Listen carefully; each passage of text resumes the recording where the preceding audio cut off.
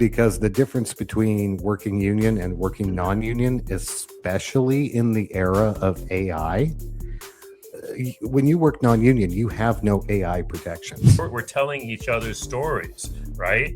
And that goes so far back in human history, right? You know, people come back from the hunt.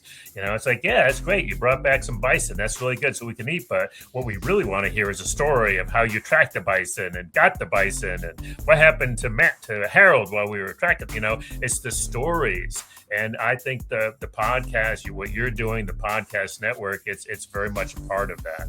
Stories like that are what light the fire and what gets you into the idea that, yeah, maybe we could do this. Maybe I could talk to my friends about standing up to the boss. But the goal here is to remind people that art and culture isn't secondary to organizing. Art and culture is fundamental to organizing. Welcome back, Solidarity Report listeners. My name is Joshua Town. I am a rank and file National Association of Letter-Carriers. And I, yep, that's me. I'm the letter carrier. And I am in Branch 55, Pawtucket, Rhode Island. And today I have a special co-host. I'm so excited to introduce my friend, my last protege, Mr. Matthew Bocage. Welcome aboard. Thanks for having me, Josh. My name is Matthew Bocage. I am also a rank and file letter carrier for the NALC, paying dues out of Branch 12 in Worcester, Massachusetts. And today we have two phenomenal people in the labor movement. We have Chris Garlock and Harold Phillips. Welcome aboard, guys. Thanks for having us. Great to be with you. Rank and filers unite. Hell yeah. That's right. Let's go. And just a disclaimer, the views, thoughts, and opinions expressed on this program are solely those of the individual participants and do not reflect the views of the NALC, the United States Postal Service, or any other organizations mentioned in this recording. Anything shared here shouldn't be considered representative of any entity other than the Solidarity Report. Take it away, Josh. All right, welcome aboard. So first off, I want to ask Chris, what was the turning point for you to become an activist? It seems like you're involved in so much stuff between the Labor Heritage Foundation, the Labor Radio Podcast Network. You're up on AFL-CIO. They have a blog for you. You're all over the place, and it's like, where do you begin? Oh, good question. Good question. I'm going to give you the short version. My dad is a labor historian, so I got to really give full credit there. I grew up. My dad still has, a whole couple of wallfuls of labor history books, and so, he was an activist in the 60s in the anti-war movement and a labor historian. So, not exactly a red diaper baby, I guess, but pretty much that was what I was steeped in.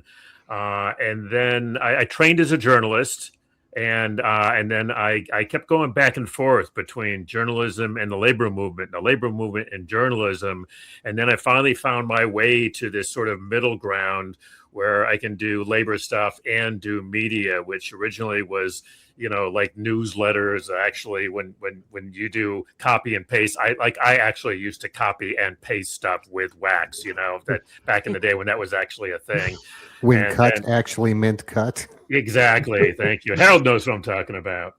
But then transitioned into, newer media, which became radio. I've done some television, and then, recent years podcasts. And so I just, and just building, a nationwide and global community of folks like you guys that are doing this sort of thing. And I just love it. So to me, we cannot have a labor movement, an effective labor movement, if we do not have communication tools. And so it's not one or the other. You got to have both. Speaking about communication tools, books are really a good communication tool. And Matt just read a book, and he actually just made a post on Facebook about it not too long ago. And what was that book that you were reading? History of America in 10 Strikes.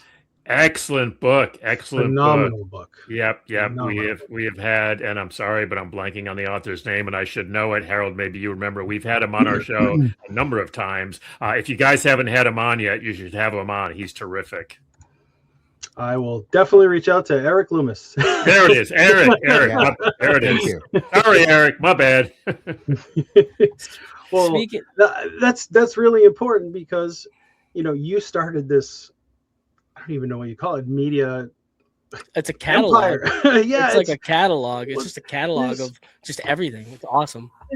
like, because how did you start the network out? Because it's so important to have our voice out there to combat the propaganda, because media coverage has been extremely anti-union, anti-worker, turning the populace against workers, doing the bidding of the wealthy capitalist ruling class since the founding of this country. So I think, you know, there's a couple of principles that I've come to in my life. You know, one is don't reinvent the wheel, right? I do not have to invent stuff. I mean, almost always somebody else has invented a better wheel or a better this or a better that. What I do is try and figure out how can we do that better? How can we adopt that to modern technology? And the other thing is building networks. And so what happened was when I was doing I had a labor radio show. I've had a labor radio show here in DC for many years, where we started out on WPFW. We're now on stations across the country on Pacifica. And I started to realize that there were other people out there. Judy Ansell in Kansas City, Steve Zeltzer out on the West Coast. And so the Labor Radio Podcast Network started out as a conference call probably 8 or 9 years ago, because that's how we did things back then. You know, we just strung some tin cans and some string together, but we would do these conference calls every week or so. Just, I was like, you know, what are you guys doing? You know, what can I learn from you? What are things that I can do? Again, just trying not to reinvent the wheel. And then, frankly, you know, this is one of the sort of side effects of the pandemic. You know, everybody got on Zoom. And so we started just meeting, through Zoom. And so, you know, hooking up and connecting with people across the country, but just realizing that the other thing was that there was a fairly small number of people doing radio shows, because to do a radio show, the standards, even for community radio, you got to do it every week. You have to hit certain time limits.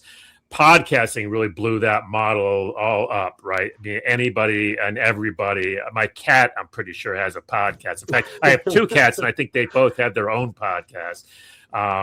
So once we sort of realized there were people doing podcasts, and it really became clear. There's a number, and Harold can talk about this. We've had a number of folks who have come to us who are like, we're thinking about doing a podcast, and we're like, all right. You need to come to the weekly meetings, because we're not going to tell you how to do it, but we can tell you some of the stuff that you should definitely not do, or some of the things to avoid. And so, now we have over 200 shows, in the network. We have, anywhere from a dozen or so people that show up every single week. We've been doing it for how many years now, Harold? Like 6-7 years, something like that. Yeah. It's been 6 years because, like you said, we started the Zoom meetings when the pandemic hit in 2020. So thankfully we have that benchmark that we can think back to. But, I think one of the things that we always have to remind people of is when we talk about the Labor Radio Podcast Network, it's not a network that you necessarily tune to on your radio dial. Not yet.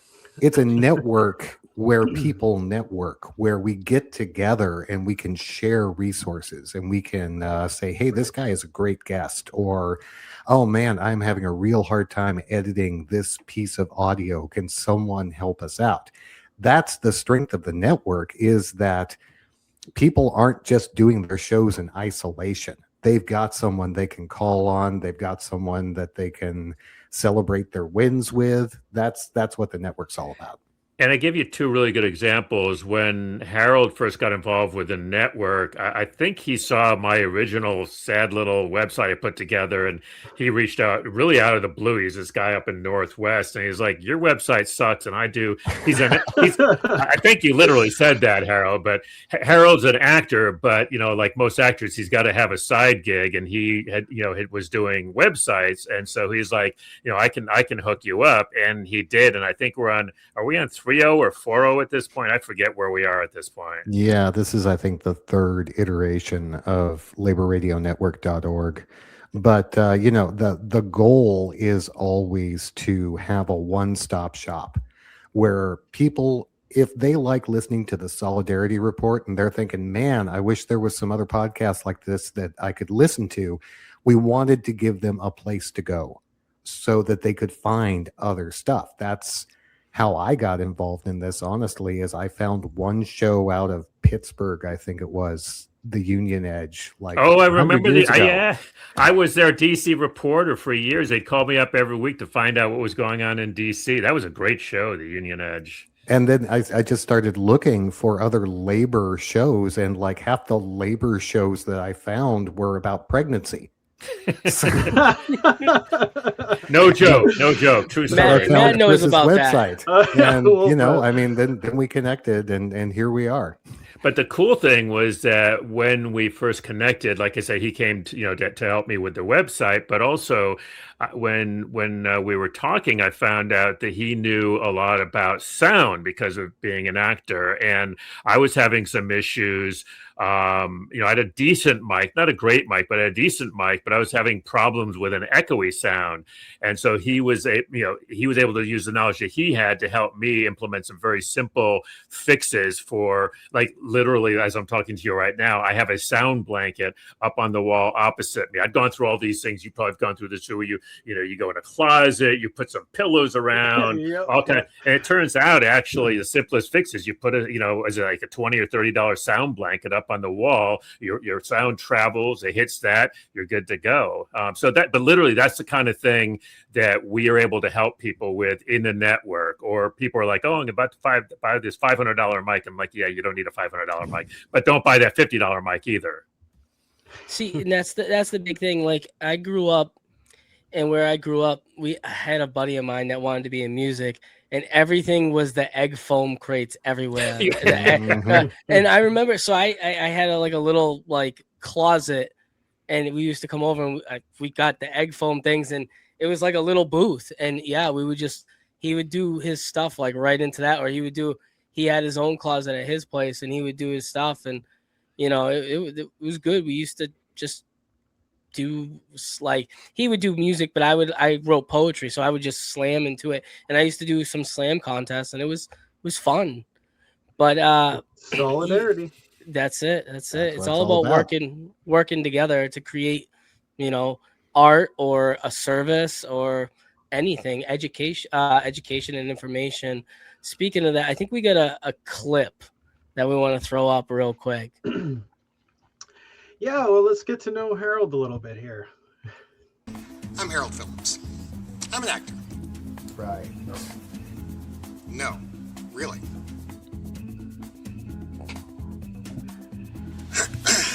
Anyway. So Harold, you're an actor. Yep. When did you decide that you wanted to be an actor? Yeah, that's actually a funny story. So I grew up an Army brat, and that meant that we were traveling from place to place, and that can be really hard trying to build an identity for yourself. And when we were stationed in Europe, I got a chance to see a play in Regent's Park in London. And as we're walking out, my mom's like, well, what do you think? Is this a thing that you might be into doing? And I said, yeah, sure, I guess. And as I kept moving from town to town, that was sort of my identity that I carried with me. So from about the age of 12 on, I figured this was what I was going to do. And thank God I have parents who actually didn't run for the hills or tell me I had to be a lawyer or whatever. They supported me through it. And here I am, 40 40 years later, still doing well, still trying to do it, still auditioning anyways, even if I'm not acting. No, I mean, I saw some of the clips. He has a great website. It's haroldphillips.net, if I'm correct, right? Yeah. Yeah, because .com is held by a squatter. So what are you gonna do? Oh, They'll sell it to me No. for $3,200. you have your YouTube, and you do all right over there. That's right. But you also have one other YouTube clip that popped up, and it was never thought I'd say I'm a union guy. Oh, there it is. I never thought I'd be a union guy. So now you're a union guy. Do you know that exact moment that you said I'm a union guy? Like for me, I've always been a part of a union for a majority of my life because I've been a letter carrier since I was 23. And so I was never really super active. I was always pro union, always like interacted with my union stewards and got to know my union representation, Sure. but I was never invested until the threat of us being part of the Department of Commerce. And for me, that moment just clicked. And I was now like, now's the time for me. Like I just woke up. Was there that like point for you where you just kind of was like, yep, I'm a SAG-AFTRA guy? Yeah, there was, but it was a long time coming. So in the acting world, we don't really have a lot of apprenticeship, right? The way you start in this business is by working non-union. You're working on short films, you're working on student films, in indie productions, that sort of thing. And there's this misperception in a lot of non-union actors' minds that if they join the union, which means you make a commitment that you're only going to work on union projects, you're going to either work union or you're going to flip the productions that aren't union to a union contract so you can work on them. They think, oh my God, I'm never going to work again because all the work I'm doing right now is non-union. And I was lucky enough to be invited to a workshop that was put on by AFTRA, because before SAG-AFTRA, there were two unions, SAG and AFTRA, all about flipping work, all about the idea that you can actually talk to a producer and say, let me make a phone call. Let me talk to my union rep. Let's see what we can do to work together. And that was sort of the, mind-blowing moment for me as a non-union actor that, yeah, I could actually join the union. I could still do work. And I'm really glad that it happened. Now I get to tell that to a lot of other non-union actors, because the difference between working union and working non-union, especially in the era of AI, when you work non-union, you have no AI protections.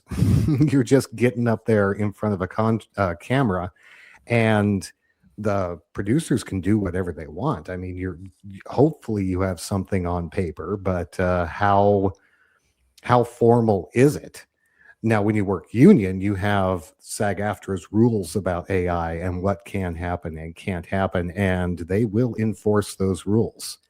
So that's a big part of why I joined and why I hope every actor is going to join the union. Is it's all about protection. It's all about being safe in your workplace and preserving your work.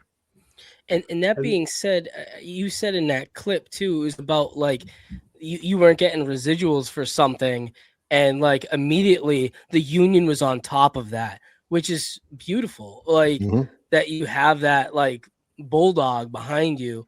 And I don't know if Matt wants me to disclose this, but I will.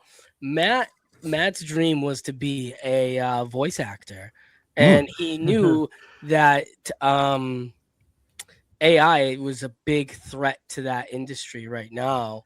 Well, that's why unions are so important. It's crucial that labor secure anti-AI rules in labor agreements. And I recently saw that the SAG-AFTRA had a new contract ratified. Do you have anti-AI measures in that contract?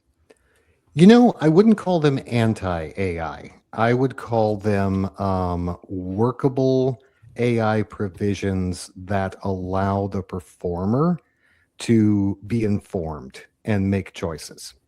Because the reality is the technology is there.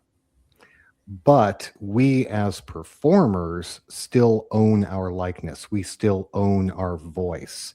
And we should be the decision maker in how those get used. What SAG-AFTRA has done over the past, I want to say 3, 4, 5 years, is they've been slowly building AI protections into all their contracts so that if the producer wants to create an AI avatar of me to put into scenes, they can sure negotiate with me for that, but it's going to be at the same rate of pay that I would have been getting. So Right. if that's a thing they want to do, we can absolutely do that. It's codified though. It's on paper. It's not the producer just does it and then 2 years later when I see it on screen, I'm like, what the heck? You know, that kind of reminds me of the NCAA players fight for getting likeness in their I guess contracts you would call it. They get those likeness, the NIL money there that's in college athletics. Another thing that Matt loves is wrestling.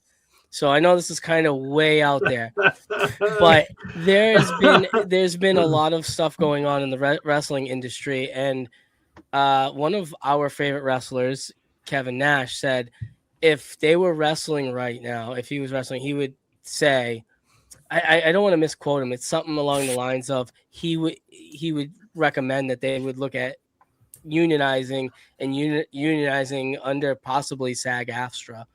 What's your thoughts of that? In a way, I'm really glad that you're bringing this up, Josh, because this is the solidarity report, right? This is all about all of us as working people talking about the issues that we have no matter what job we're doing. You guys are letter carriers. I'm an actor. Chris is a journalist, but we all still have these basic issues that as working people who work for a boss and a paycheck, we have to think about. Now, when it comes to wrestling, talk to Jesse Ventura Yep. about that Yep. because it's absolutely been tried. That is a very anti-union world. And we all heard the stories about Hulk Hogan basically ratting Jesse Ventura out. The simple fact of the matter, though, is if you are working for a paycheck, especially in a hazardous job where you're putting your body on the line, absolutely you should have union protection. And if they want to come talk to SAG-AFTRA, I'm sure SAG-AFTRA would be more than happy to talk to them. By the same token, we have so many unions in the labor movement. If SAG-AFTRA isn't the right fit for them, SAG-AFTRA would probably make recommendations as to who they should go to, whether that's Actors Equity or I don't know, AGVA, the Guild of Variety Artists, or whoever. But that's solidarity. It's listening to these concerns and saying, hey, how can I help you out? Maybe it's us, or maybe we can hook you up with somebody else. Yeah, I agree. I agree. I feel like we've left Chris off to the side for a little bit. Well, Chris is a big wrestling fan, but he didn't want to say anything because Kevin Nash. Oh, I don't know.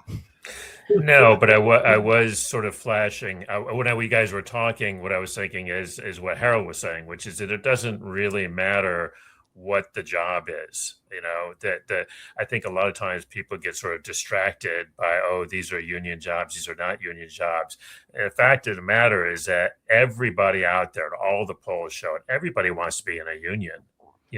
Because union members make more money. They have a say on the job. They've got protections. Who doesn't want that? right? I mean, one of the reasons that they fight us so hard is because of that, right? If they weren't worried about us, they wouldn't fight us so hard. So it doesn't, it doesn't really matter what your job is. And we just got back from labor notes, and it was just fascinating to see a whole new generation of folks.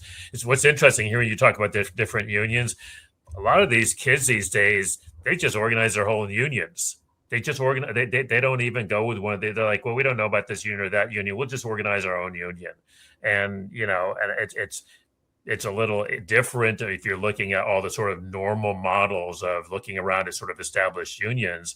And frankly, given the problems with the National Labor Relations Board, I think their idea of, you know what, we're just going to organize our union and we're going to act like a union and we're going to talk back to the boss. And at the end of the day, isn't that what it's all about anyway? Right? Having you individually, Josh, go and talk to your boss. You got nothing. You go, you and Matthew go together. You got something going. You get a bunch of you going together. All of a sudden, it just changes the whole dynamic. And Right. That solidarity. Speaking of that, you mentioned labor notes. You just recently went to the convention. I've seen some clips. We had a couple rank and file people go there, as well as I believe our secretary treasurer Mac Julian went. So that's a big event, usually in Chicago, and I guess it got sold out really fast. They're looking at going to a bigger venue next year. Well, not Place. next year, but 2 years from now. Yep. 2 years. Yep. Yep. Awesome. You're right, though. I mean, they were full like within a week of opening registrations. It was nuts. It was a new record. It was a new record. But I mean, think about it. First of all, it's all of the new generation of young organizers, young activists. These are 4,700 of that best people that you want to. I did see a bunch of letter carriers there. There was a bunch of Amazon workers there, a bunch of Starbucks workers there. But actually, it was interesting because we were there representing both the Labor Heritage Foundation, where I'm executive director. Harold was working with us. We provide. So Labor Notes is a very hands-on. They're all about how do you fight the boss. They do all these workshops, very, very serious stuff. But we're all about, if you got to have bread, but you got to have your roses. So the Labor Heritage Foundation provides the whole cultural track, the whole arts track. We were doing a cool new thing this year. Harold got stuck in Florida. He wasn't able to be there. We were doing these cultural moments. So you'd show up for a workshop on, how to organize your workplace. And Harold would jump up and he'd do a 3-minute, piece from Death of a Salesman, for example, which I think you were all set to do, right, Harold? If I had been there, yeah. I mean, we were talking about all kinds of laborific plays where we could find monologues. But the goal here is to remind people that art and culture isn't secondary to organizing. Art and culture is fundamental to organizing because all the stories you see. Heck, I was just hearing somebody talk about Boots Riley's new movies. I love Boosters. Stories like that are what light the fire and what gets you into the idea that, yeah, maybe we could do this. Maybe I could talk to my friends about standing up to the boss. So the more cultural moments that we have that are part of this, the more we really energize people and we ask them to carry that culture out into the broader world. And Boots Riley is a good example, actually. Boots Riley actually is a great filmmaker, but he's originally a community organizer and a labor organizer. And we showed that film in our Labor Film Festival, which we've been doing here in DC for 27 years now. You will not be surprised that I also have organized a Labor Film Festival network. We have some 24 Labor Film Festivals in that network as well. I'm not sure what's going on with my camera here. We can hear you. Okay. All right. Yeah, it is perfect that it happened while you were talking about labor films. The camera cuts off. Speaking of like the cultural aspect of it, so up here we just had the Scottish army there. I can't think of the. It begins with a T, but with the World Cup, and it's just the World Cup's going on up here, like right by my neck of the woods, and Mhm. you just see the people from all different countries getting along and expressing each other's cultures with one another, like exchanging culture. And you just realize that on a fundamental level, we're just all normal people that want to clock in, clock out, and get to our business. It's the whole 8, 8, and 8, the union way, 8 hours of work, 8 hours of rest, and 8 hours for what we will. And you notice that with the all the clips that are showing, it's like, no, no, no, no, no. These political and country strifes, disputes, wars that are happening right now, that's not on the ground level. The people generally like each other. This is more of a media and power grab and trying to pit one another against each other on the ground floor. And you see that with all the videos that are coming out, just how much we can embrace each other over something as simple as trying to put a ball into a net and score a goal. We come together over the simplest things. And I love soccer, don't get me wrong, I love soccer, but it's a simple game that brings us all together.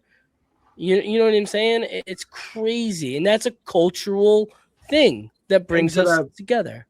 to that point, Josh, I love what you guys are doing with the Great Labor Arts Exchange. Like, it is, culture is not just an accessory to organizing. It is how we organize, because we all come together, like Josh just talking, the World Cup, people from all over the world are coming, and we're all getting along, and then we get to know each other. And what's the one thing we have in common? A struggle with our labor, right? And they want to distract you from that. This is all a distraction. So this is so important that we share the culture with each other, that we find these things where we express ourselves. Because what is art if not an expression of what we live through? Art it's a reflection of our lives, which is, for most of us, is a struggle with a life of labor.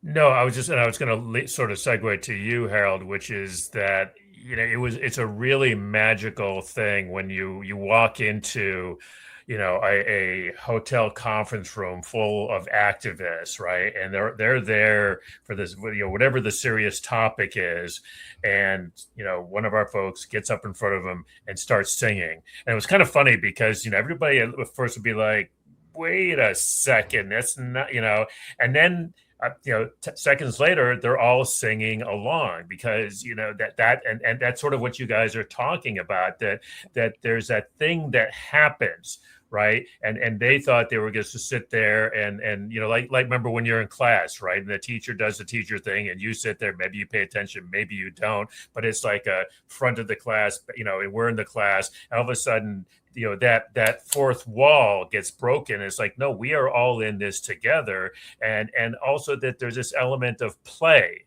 right? Which I think, Harold, in your world is so important. It's not that acting isn't work, because it's damn hard work, but you're called players for a reason, I think. Well, yeah, play is really important, and it's something that we get told after about 10 or 12 years that we have to stop doing. But the reality is, play brings us together. Whatever we like to play, I mean, if you want to throw the football around on the weekends, you want to sit down with your friends for a game of D&D or whatever, it really brings people together. And I just want to tag on to what you were saying about art. The other great thing that art does is it interprets for each other. How many times have you heard a piece of music from another culture, or seen a movie, or maybe a painting or what have you, that you don't necessarily have any frame of reference for in your life? But when you find out what this means in France or Senegal or Brazil, all of a sudden you understand those people a little bit better. You could actually have a conversation with them about that because you have a little bit of understanding. This is the great thing about play and about art is it helps us break down barriers. And frankly, it's one of the reasons why the bosses fear it so much, because the bosses thrive on dividing us, not uniting us.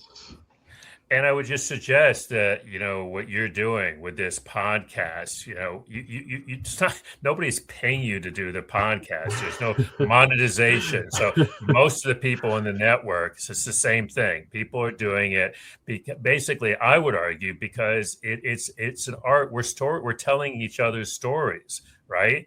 And that goes so far back in human history, right? People come back from the hunt.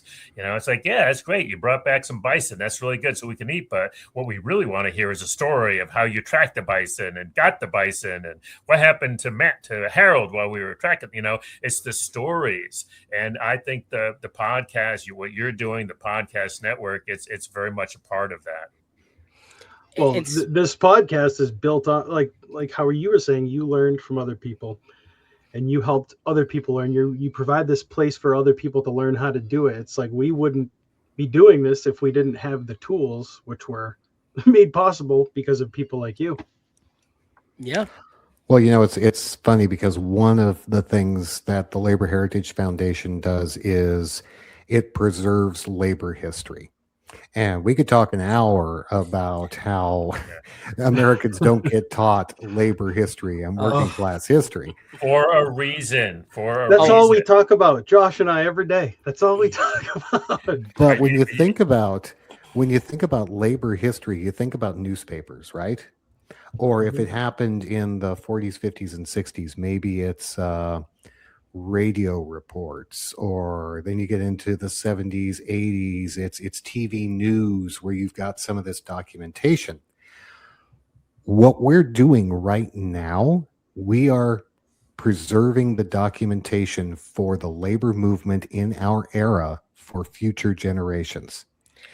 This MP3 that you guys are recording right now, that's going to be something that future generations are going to look back on and say, oh man, these guys had it figured out. So I got to tell you though, since you guys are both labor history buffs, we have this great thing, the labor landmarks map that we just launched a couple of months ago. It's gone bonkers. We have 250, close to 300 sites now. We're getting close to 300. Yeah. When we headed out, I had to drive out to Chicago. We stopped in Akron on the way because thanks to our map, we knew that there was this giant statue of a rubber maker on the way, and we knew exactly where it was because of our map. And so what we wanted people to be able to do, guys like you, when you're out there, whether you're in your own community, because frankly, we have a few in Rhode Island, but I'm pretty sure we don't have all the labor landmarks that there are in Rhode Island.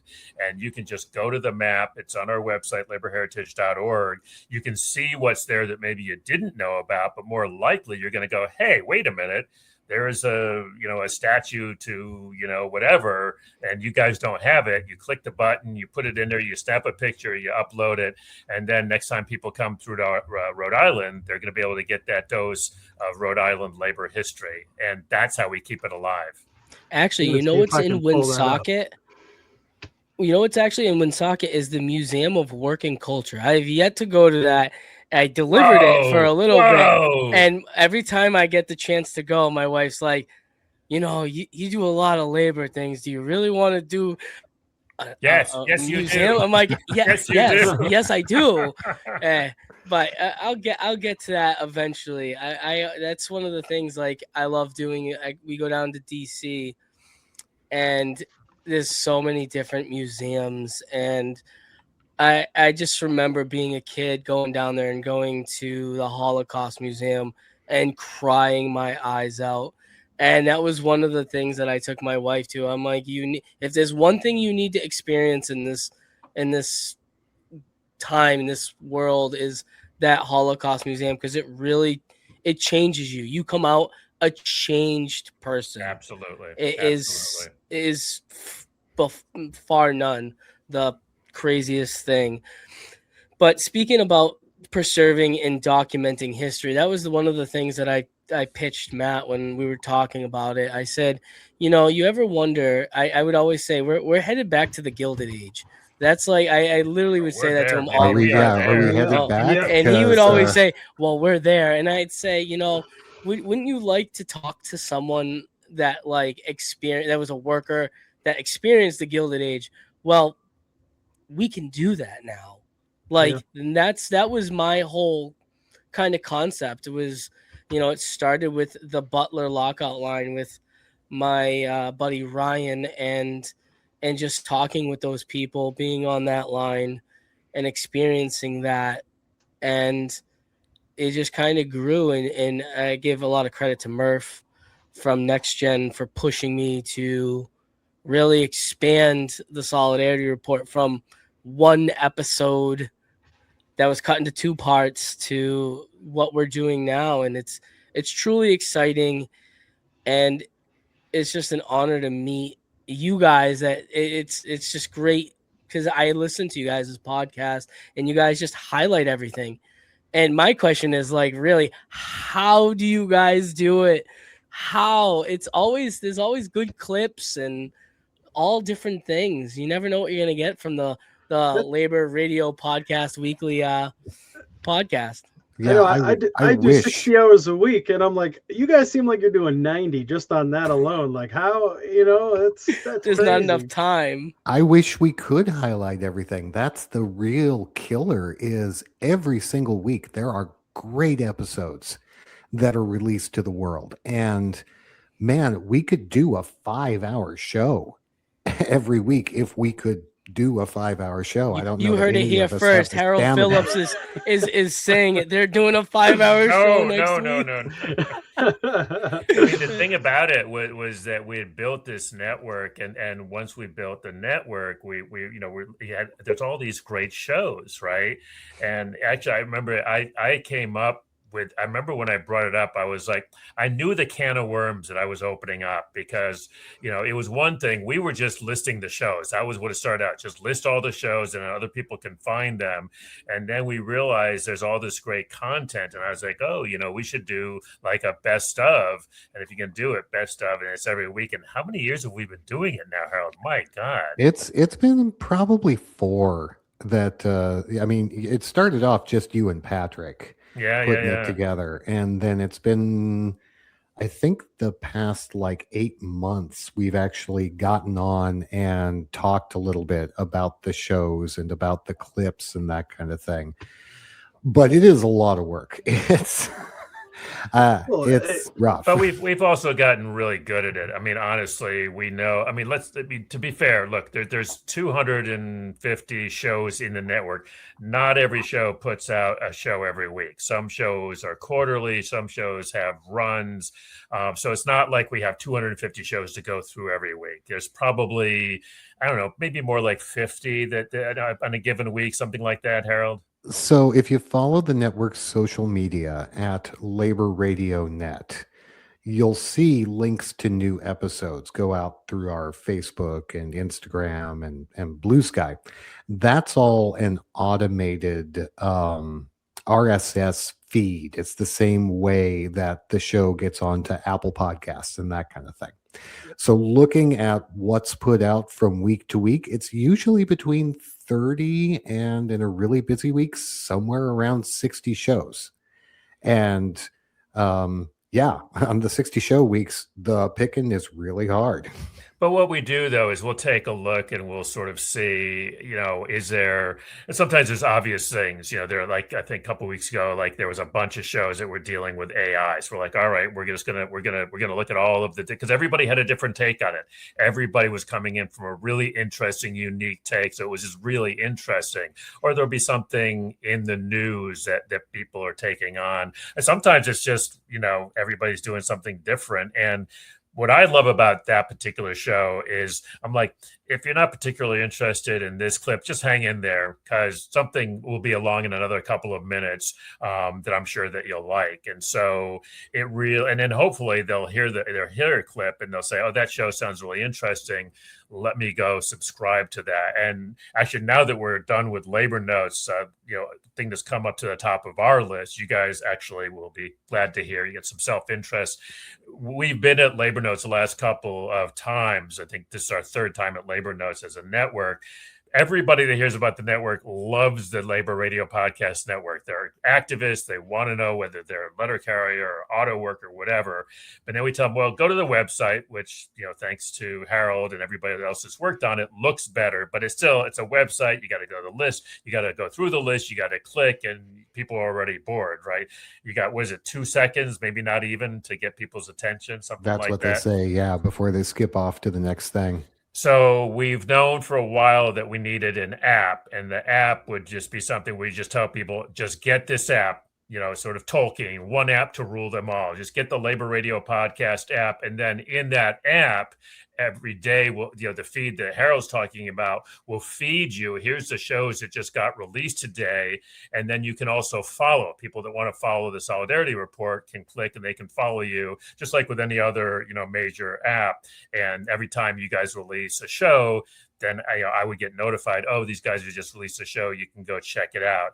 The problem was, people were like, oh, it's going to cost you 50, 60 grand, which the network has no money. But through another long story, which I'm not going to tell you, we found the guy who can do it, and cross your fingers in a short time. It's another story about solidarity, though. It was a guy who built apps, and he really loved the concept of the network. And he was like, hey, I can do this for you. I can make it affordable. He's actually the guy. Yeah. He's actually the guy that built. We came to him through PFW. He built the app for Pacifica, and it was so good that I got hold of him and I said, "Could you fix our database? We have a labor quote, labor film database." And it was really funny. We asked him if he could fix it, and what was it, like 2 days later, he got back to us. He's like, "Take a look at this." Mm-hmm. So, it's crazy, and that's what it needs to be. It just needs to be people helping out people. Thank you. Yeah, and also watching out for people too. I say, this guy, he's gonna make it affordable, but Chris is really committed to making sure he's taken care of to be compensated for his time, because that's the flip side. We need to be sure that the people we're working with are compensated. They do have the time off they need. They could be healthy, that kind of thing. Exactly. I think it all kind of wraps into one. Can I tell you about one other partnership that we're really excited about here? Yeah, you could plug anything or talk about anything you want. It's a open forum. Teamsters Local 1932 out in the Inland Empire in California has a streaming radio station. And they also have a weekly show that they put out. They call it the Worker Power Hour. And we got connected with them, and they're like, well, wait, you guys put these podcasts out here. We've got a radio station. Why don't we just run the podcasts on the radio station? So for the past couple weeks, Labor Radio Podcast Network shows have been on the Worker Power Radio Network, and it's streaming 24/7. They've got some music, and then they'll switch over to a network show, and then they've got some more music, and then here comes another network show. And it's just one more way we're getting working people's voices out there for people to hear. That's awesome. That's one of the things. So I actually did a promo for this year's food drive at my local radio station, and it was awesome because they did it as a PSA. So that was really cool, and it was awesome because you got a different variety of people to hear it. We can put things in the mailbox. We get little they're like little slips, and they're small. And the problem is they fall to the bottom of the mailbox, and sometimes people don't see them on time. and not everyone gets the bags. I don't know if you guys get the bags in your area for the food drive, but they'll sometimes come in a blue bag. And, so that was one of the things that we were able to do. And I've been looking at possibly putting up some of our programs on that radio station and seeing how that would work. That's one of the things that we're kind of wiffle waffling on or whatnot, and and that was one of the things that we looked at. How can we somewhat mirror what the Valley Labor Report is doing? Because the Valley Labor Report is just that is a monster. That Yeah. is they are so great at what they do over there. It's unbelievable, But and they touch everybody. It's nuts. I'll tell you, their table was actually next to ours at Labor Note, so I was having a talk with them while we were there. They're actually pretty regular attendees at the network meetings. I will tell you, and I'm not talking out of school here because I'll be the first to tell you, they do a great job. But what they do, and I think it's a very smart model. It's got pros and cons. What they do is they buy time on commercial stations. That's what they do, because commercial stations will sell time. Commercial stations are all about making money, so Yep. they will sell you time. It's not as expensive as you would think, but it costs money. And so what that means is that those guys are constantly having to fundraise. And so, while I hold that up as I think it's a fabulous model, I love what they're doing, but they will be the first to tell you, that means they're in this whole fundraising cycle. They just got into the Chicago market, for example. They're very excited about that. That is not a cheap market. Okay. No. And so those are sort of the pros and cons, right? If you want to be on a big station with a lot of power, you pay for it, then you get the audience. But then you have to raise serious money to do that. You're chasing money. If you're doing what most of our podcasts are doing, which is basically free or pretty darn low cost, you can do it for very little. So that's one of the things that we're always talking. That's why one of the reasons why we want to build the app, because the app is an investment that we will make, and then people will be able to get on there and get promoted, and that's something where you don't have to spend a lot of money. So those are the kind of things that we're, as a network, trying to help our shows to do that, and I think that makes sense. But I do think that you guys have a really good idea about trying to get onto your local radio, because this is one of the things we're up against. When it comes to radio, there is one form of political thought that dominates on the radio dial, right? Not ours. It is not ours. And so shows like the Valley Labor Report, or like Chris's show, the Labor Heritage Power Hour on WPFW in Washington, D.C., those are voices that people are going to hear when they're fiddling around on the dial, trying to skip the commercials, or maybe the normal show that they listen to is being preempted or something like that. And we can actually get into their ears. We can give them a different point of view. So I think it's absolutely something that's worth pursuing. But like Chris says, just be aware that it's got its pluses and minuses. And meanwhile, we're always going to be out here on the internet. Can I just give you guys a quick shout out as we're wrapping up here?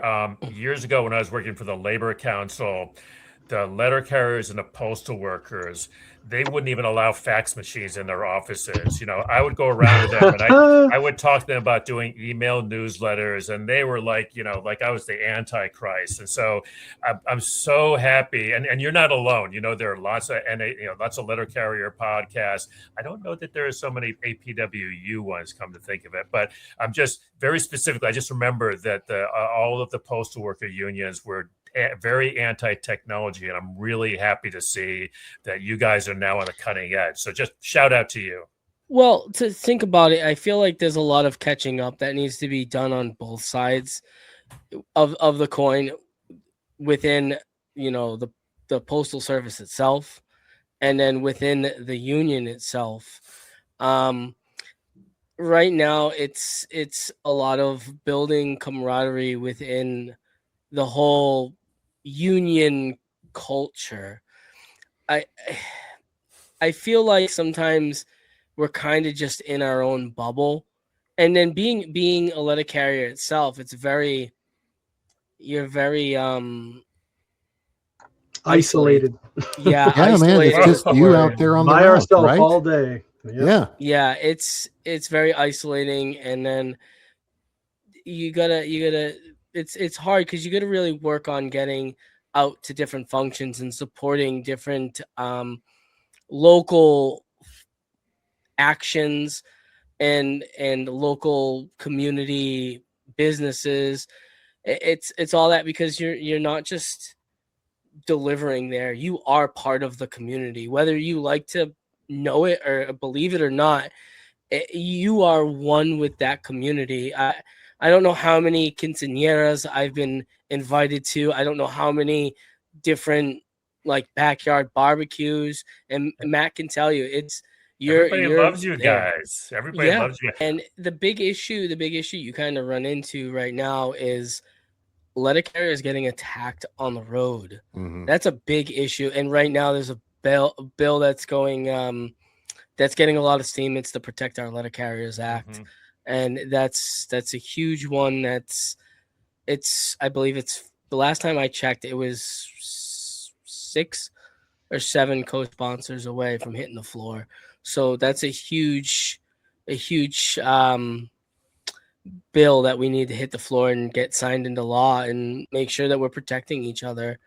It really, helps to frame out what the mandatory minimums are on those things, because it's no joke. That is no joke. That's, Mm-mm. they don't call us the fabric of America for no reason. We know when something's off. I used to have a little guy, little old Jewish guy, funniest dude, and he fell and got hurt, and I knew Mm. it. I knew it. Mm. His mail wasn't picked up. I knew it. I went and I visited him in the hospital, and I gave him a little he used to give me little knick-knack things that he would find around, because that's just who he was. And I remember I went up there and I got him a little Hanukkah like teddy bear while he was recovering, and I went to go visit him in the hospital. And that's because you develop that camaraderie with your community. Yeah. Like your people, when something's off. Oh, and there are so many stories about how letter carriers were there when somebody had to be there. Somebody had a heart attack, or there was an accident, and thank God the letter carrier was there, and they rendered aid and called 911. Yeah, you folks are crucial to all our communities. So, We've spotted of course, we fires. got to protect you. We've spotted fires. Like a guy in my office recently won an award because he saved a guy's life. He knew something was wrong with one of the people on his route. An elderly guy had fallen, and he broke into the house to help him, to save him, and called an ambulance and all this. I personally, on Euclid Ave, have picked up a toddler who somehow got out of the house, walking in the middle of the road, cars coming by. Bring them back to the house. It's just we're part of the community. Wait a minute, that takes delivery a little bit. You're like, here's your mail and here's your baby. We used to deliver babies back in the day. Look up the stuff. It's crazy. That is crazy so cool. stuff. Mm-hmm. But that being said, is there anything that you guys would like to plug one last time, or what's your final thoughts? Anything that you've gathered or thought about during this whole process? We're just happy. I mean, we're really we meet so many cool folks who are doing the people who are attracted to doing labor radio and labor podcasts really are a special breed. And I got to tell you, there is no, we couldn't do a profile, right, Harold? There's no. Oh God, no. Other than, to be honest, because in order to do, I'm talking about the people who do regular podcasts, and you guys know what I'm talking about. To do it on the regular, like anybody can pop up and do a couple of podcasts. It's not that big a deal. But the ones who do it week in and week out, or month in and month out, have, we call it dedication. People might have another name for it. Probably all of our spouses have another name for it. Mm-hmm. But the thing about it is that you're building an audience, right? That you have folks who are listening and counting on you. And so we really, every time, Harold and I never turn down one of these opportunities to come and talk to you guys out there. We really appreciate you. And you are always welcome to our weekly network meeting. You don't both have to come, you can send one. But the thing is, there's a whole community of us out there and are supporting each other. And we all want for us all to survive. Harold and I were just talking about when we have the list of podcasts on our website, and some of them will go dark for a certain, for a couple of months, 6 months. And so we decided, like, after 6 months, but we didn't want to just delete them, and so we put them, what do we call it, Harold? There's a category on the website called Gone But Not Forgotten, where we still list these shows. And they come back. They come back. It does take a special kind of something to walk away for 6 months, a year, and then realize you still got some stuff to talk about. And to Chris's point about there not really being a profile for the type of person who does labor radio shows or podcasts, the labor movement is really diverse. You got people who think on one side of things. You got people who think on the other side of things. Some people think these labor folks aren't radical enough. Some people think those labor folks, oh, geez, they're so radical. All of them are represented in these network shows. If you have a particular view of workplace politics or politics, chances are there is a show in the network that you will absolutely love. So go to laborradionetwork.org, check out the list of shows, click on the links that take you to their page, and give them a listen, because you're probably going to find 4 or 5 shows that you can just put into the rotation, and they'll keep you happy throughout the week. Or your money back. All that money you're paying. Top tier. Matt, do you have a takeaway that you'd like to express?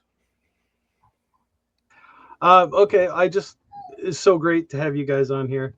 My last closing point was the history of labor in this country is that of wealthy elites exploiting the masses for the wealth created by their labor. It is of large capital using the media to pit workers against each other through racial and gendered tensions and generating false narratives around current events, as well as corporate magnates using the state to violently crush organized workers using militias, the National Guard, the Army, or mercenaries like the Pinkertons. As much as things change, they stay the same. However, what's different about our current time period is the technology available to nearly every worker in the country right now. It's never been easier to voice our concerns about our working conditions, organize collectively thanks to the internet, or even create art. That's why it's so important to us that we have you guys on with us today to highlight your body of work, from the Labor Podcast Radio Network to the Great Labor Arts Exchange and everything in between, because that demonstrates that workers can make a real difference with the tools available to us. Thank you for pioneering this artful mix of labor history and labor solidarity, because together we are stronger. Amen. Amen to that, brother. All right. Somebody said the only thing you have to lose is your chains. I don't remember who that was. Let's close it out with the let's quote. Close out a fantastic quote. Let me pull this up here on my machine. Favorite quote is "Workers of the world unite," and for 2 reasons. One is that people often forget the second part of that quote, and of course it's from the Communist Manifesto. And the second part of that quote is, "You have nothing to lose but your chains." And I think that goes to that workers often are afraid and meant to be afraid by their bosses, by their employers. And Workers of the World Unite, you have nothing to lose but your chains reminds us of what's really at stake. We have nothing to lose, but all of those things that are keeping us back. And the second reason that this quote, which by the way is inscribed on Marx's tombstone, the second reason that it's so important, especially these days in this age of globalization, it's really important to remember and not let ourselves be pitted worker against worker, whether it's workers within our country or workers against workers from other countries, and workers of other countries against other countries. Every time that workers fight against each other, the bosses win and the workers lose. So, workers of the world unite. We have nothing to lose but our chains.